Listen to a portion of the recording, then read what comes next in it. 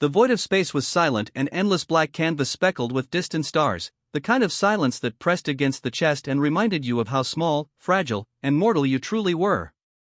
On the outer rim of the Helios sector, a faint signal blinked across alien sensors. It wasn't like any transmission they had ever intercepted. The code was urgent, desperate, almost human. Commander Thaler of the Xerian Council squinted at the holographic display floating in the command room of the flagship Zephyra. The alien gathered his crew around him, their forms shimmering in translucent light, eyes reflecting panic. "This is a plea for assistance," Thaler murmured, scanning the strange energy spikes. "But it comes from the humans. From the Sol system." Gasps and murmurs filled the chamber. Humans had been largely ignored in the galactic order for centuries.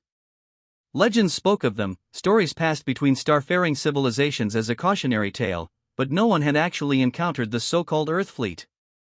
Their existence was considered a myth, a whispered warning, a force so deadly that even the most formidable civilizations avoided provoking it. Lieutenant Kale, the youngest officer aboard Zephyra, tilted his head, curiosity overtaking fear. Legends, or propaganda? Thaler's eyes narrowed. If they are propaganda, then it's the most sophisticated ever recorded. And yet, the signal's code matches nothing we know. It's authentic. They are asking for help. The Council had never asked humans for anything. Humans were known as reckless, merciless, and destructive in equal measure. And yet, they were also survivors, force incarnate, capable of annihilating fleets that dwarfed anything the Xerian Armada had ever produced. Thousands of light-years away, on Earth, Captain Nathaniel Reed was staring at his own set of blinking alerts aboard the stealth command ship Orion's Wrath. The vessel was legendary, one of the last of the pre-war human dreadnoughts preserved in secrecy. Its systems hummed with a low, threatening energy, as if the ship itself were alive and aware of what was about to unfold.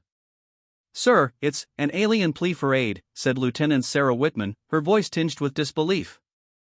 "They're asking us to intervene. It's coming from the Helios sector." Nathaniel's jaw tightened. He'd read about alien alliances, interstellar politics, and the endless wars among species. But he knew that humans didn't answer calls for help lightly. And yet, there was a pull, a strange sense of inevitability in the transmission. "Patch it through," Nathaniel ordered, his eyes cold but calculating. "Let's hear what they have to say."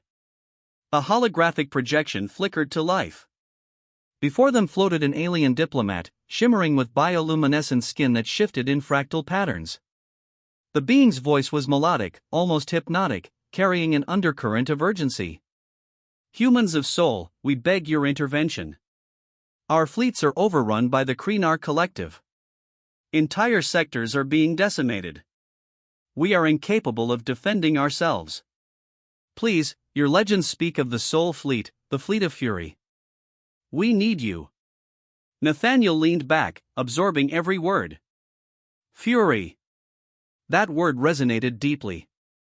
The Sol fleet had long been a myth among the stars, spoken of in hushed tones as a force of destruction so precise, so unstoppable, that entire civilizations had fallen at its hands. And now, this alien civilization was asking for it. "Sarah," Nathaniel said quietly, "prepare the signal. It's time to wake the sleeping giant." On the Helios sector front, the Kreenar Collective had already made their move. Entire orbital stations lay in ruin, their defensive shields crumbling under relentless assault. Xerian warships were being annihilated, ripped apart by advanced weaponry no one had seen before. Panic had seeped into every corner of the sector.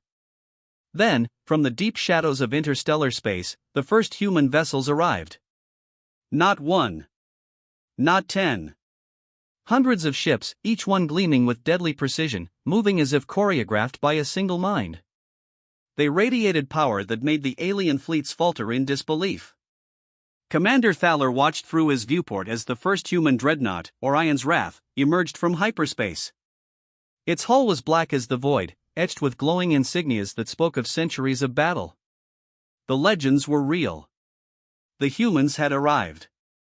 Nathaniel Reed's voice echoed through the interstellar comm channels, calm yet commanding. "Xerian Council, stand down your weapons. We are here to clean up." Everyone else will regret they ever doubted humanity. The effect was instantaneous. Panic, awe, and fear rippled through the enemy ranks. Kreenar ships turned to flee, only to find themselves trapped in carefully calculated ambush points, their escape routes blocked by vessels that moved with impossible speed and precision. Sarah Whitman stood beside Nathaniel, eyes wide as she watched entire enemy squadrons vanish under coordinated strikes.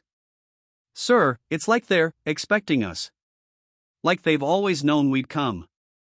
Nathaniel didn't reply. He only stared ahead, a grim smile tugging at his lips. Humans weren't just fighters. They were a force of legend. And the galaxy was about to remember why. As the first volleys of destruction lit up the sector, the Xerian Council realized something chilling. They hadn't summoned humans, they had asked them for help. And now, in doing so, they had awakened a weapon that would change the course of history forever. The sky of stars trembled in silence, waiting for the storm to fully descend. The Helios sector had transformed from a quiet frontier into a theater of chaos. Star clusters that had once shimmered serenely were now streaked with tracer lines, explosions, and the eerie glow of collapsing starships. Smoke and plasma clouds twisted across the void like storm clouds in a cosmic hurricane. The Kreenar Collective, proud and ruthless, found themselves facing a force they had only heard of in terrified whispers, humanity's legendary fleet. Captain Nathaniel Reed stood on the bridge of Orion's Wrath, the ship thrumming beneath his boots as if it recognized the carnage that was about to unfold. His eyes scanned the holographic battlefield, tracking hundreds of enemy vessels moving in disjointed formations, desperate to escape annihilation. "Status report," he demanded. Lieutenant Sarah Whitman's fingers danced across the control console. "All fleets are in position. The enemy is disoriented, sensors indicate panic spreading through their ranks. It's unprecedented." Nathaniel's expression hardened. "Unprecedented is exactly what I want. Prepare the first strike. Target their command vessels. Hit them with everything we've got, but precision only. We don't want collateral on the civilian colonies." Even in the heat of battle, humans moved with an almost surgical efficiency.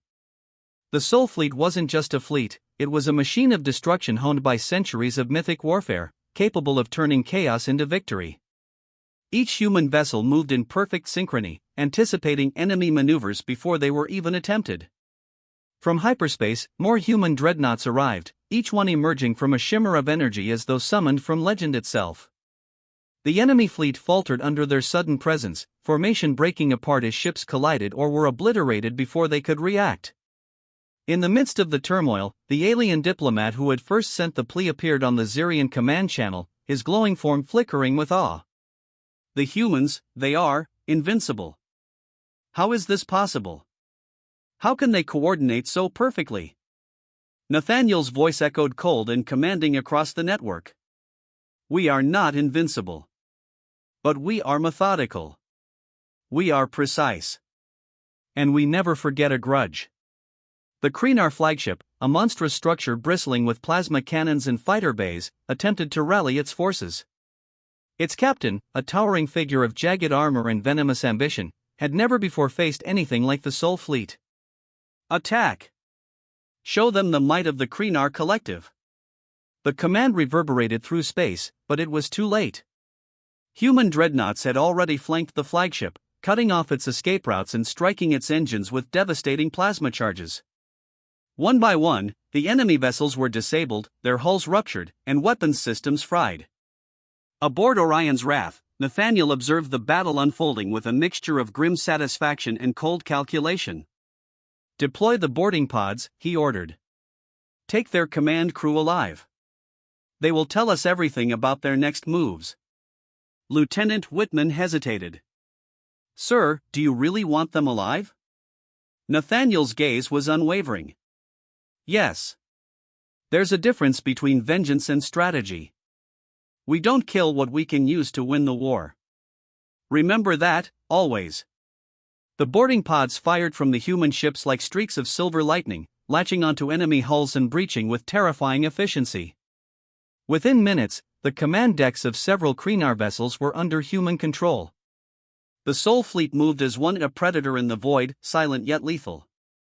In the chaos, a secondary wave of Kreenar fighters attempted to strike the human rear. Nathaniel's tactical officer, Lieutenant Marco Delgado, predicted the trajectory almost instinctively. "Sir, we can't let them flank us."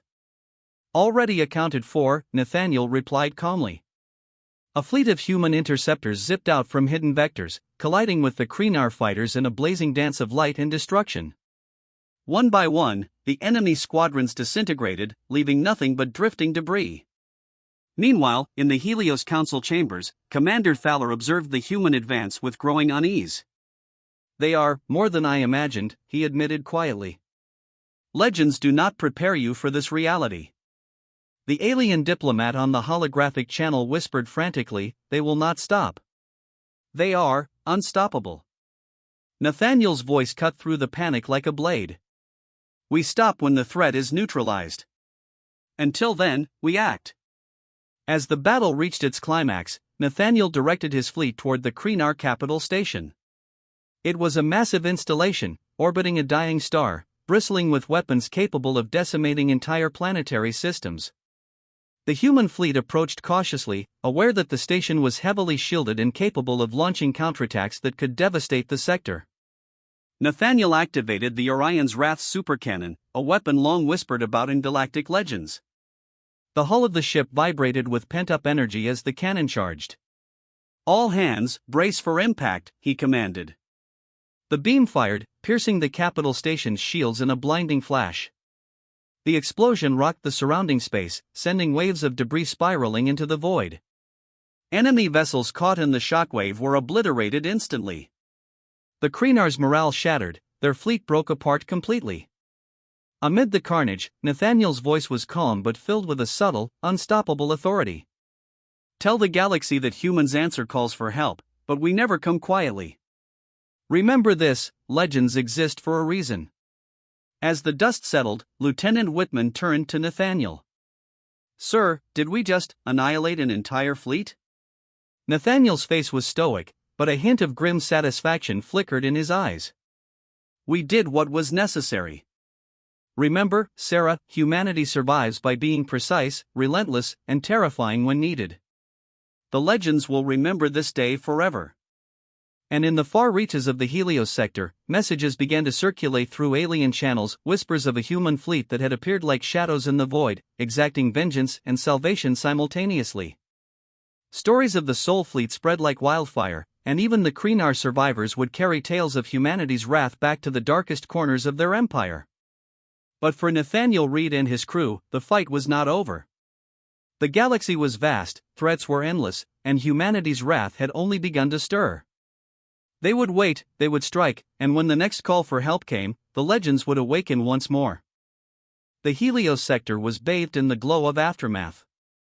Fractured stars reflected off drifting debris like shards of glass, and smoke spiraled from the remnants of the Kreenar fleet. Silence had returned, but it was a fragile silence, one that carried the weight of unspoken terror. The galaxy had witnessed humanity's wrath, but the story was far from over. Captain Nathaniel Reed stood on the bridge of Orion's Wrath, arms crossed, his gaze unwavering. The fleet moved in formation around him, hundreds of vessels, each one gleaming like a predator in the void, waiting, watching, ready. He could feel the legacy of the Sol fleet coursing through every system, every engine, every crew member aboard these ships. Lieutenant Sarah Whitman, still recovering from the intensity of the previous battle, approached cautiously. "Sir, the Kreenar survivors, they're regrouping. They've sent distress signals to the outer sectors. They'll strike again." Nathaniel's jaw tightened. "Then we make sure they never have the chance. The galaxy will learn one lesson today: never underestimate humanity. Not ever." Meanwhile, across the void, the Xerian Council held an emergency summit. Commander Thaler addressed his peers, his voice steady but heavy with urgency. "The humans, they are not just a fleet. They are a storm. Entire civilizations have been warned by legend, and now we see it firsthand. We must cooperate with them, or we will fall like the others." The alien diplomat who first summoned the humans appeared again on the Council's holographic channel, his fractal patterns flickering with what could only be described as awe. They are not just helping, they are rewriting the balance of power. If humanity intervenes, no enemy in this sector will survive. Back on Orion's Wrath, Nathaniel made his move. Prepare the Hyperstrike Squadron. We will hit the Kreenar's outer command hubs before they can reorganize. This ends tonight. Lieutenant Marco Delgado's fingers flew across the console. Sir, their defenses are concentrated. They've fortified the outer sectors. Any misstep, and we risk massive losses. Nathaniel's eyes narrowed, glinting with a mix of determination and cold calculation. Then we do not misstep. Launch the Hyperstrike Squadron. The Hyperstrike Squadron emerged from hyperspace with terrifying precision. Stealth bombers, agile fighters, and dreadnoughts moved as one like a living weapon, a machine designed solely to dismantle entire enemy networks. In moments, Kreenar's satellites, supply hubs, and command stations were obliterated. Explosions lit the void, each one echoing the fury of human vengeance. Aboard the Orion's Wrath, Nathaniel monitored the battlefield with a detached focus. Every strike, every maneuver, every calculated destruction reinforced a single truth: the legends were not exaggeration, they were prophecy. Suddenly, the Kreenar flagship, the monstrous capital that had survived the first onslaught, emerged from a hidden wormhole. Its jagged hull bristled with energy weapons, each capable of tearing entire fleets apart. Its captain, enraged and desperate, bellowed orders that echoed through space. Destroy them! Show no mercy! Nathaniel's lips curled into a grim smile. Finally, a real fight. He activated the fleet's central tactical matrix, coordinating every human ship with unparalleled precision. Flank them from vectors 5 through 8. Launch boarding drones from the top and bottom decks. Concentrate fire on their primary engines, then neutralize the weapons systems. Timing is everything. Engage. The Sol fleet moved like a living storm, encircling the Kreenar flagship. Plasma beams tore through shields, boarding drones infiltrated the enemy hull, and fighters darted like lightning, striking at weak points. Every move was calculated, every strike purposeful. The Kreenar flagship, once a symbol of terror, began to falter. Inside the enemy vessel, chaos erupted. Crew members fled as human boarding teams advanced with lethal precision. Commander Theric, the Kreenar captain, realized too late that he was outmatched not just in firepower, but in strategy. They know everything, he screamed, as systems failed one by one. Nathaniel Reed's voice rang through the comm channels, calm yet menacing. Legends exist for a reason, Theric. Today, you face them. The flagship's hull ruptured under concentrated fire. Explosions cascaded through its decks, and within moments, the once mighty vessel was reduced to a drifting tomb of metal and fire. Across the Helios sector, surviving Kreenar vessels surrendered or fled, their morale shattered, their empires shadow broken. The Xerian Council, watching in awe, could do nothing but acknowledge the humans' dominance. Commander Thaler's voice was subdued. They are more than legends. They are inevitability. As the smoke cleared, Nathaniel Reed stood alone on the bridge, staring into the void. The Sol fleet had proven its power, but the victory was not just in destruction, it was in survival, in precision, in humanity's unyielding spirit. Lieutenant Whitman approached him, awe evident in her expression. Sir, the sector is secure. They'll remember this for generations. Nathaniel's gaze softened just slightly. Yes, but legends are never finished. Today, we reminded the galaxy of our existence. Tomorrow, who knows what challenges await? He looked out at the stars, silent and infinite, knowing humanity's wrath had been unleashed, but so had their hope. The Helios sector would never forget the day when humans answered the call, when myths became reality, and when a fleet long spoken of in legends changed the fate of the galaxy. In the far reaches, the survivors whispered stories of the humans' names that would become immortal: Nathaniel Reed, Sarah Whitman, Marco Delgado. The Sol fleet would haunt enemy nightmares, inspire allies, and remind the universe that when humanity rises, even legends tremble. And so, the humans of Earth returned to the shadows from which they had emerged, their fleet a phantom in the void, waiting patiently. For when the next call for help came, when the galaxy was in peril, the legends would awaken again, fiercer and deadlier than ever. The stars themselves seemed to hold their breath, as if the cosmos knew one immutable truth: humanity was no longer just part of the galaxy. Humanity was the galaxy's reckoning.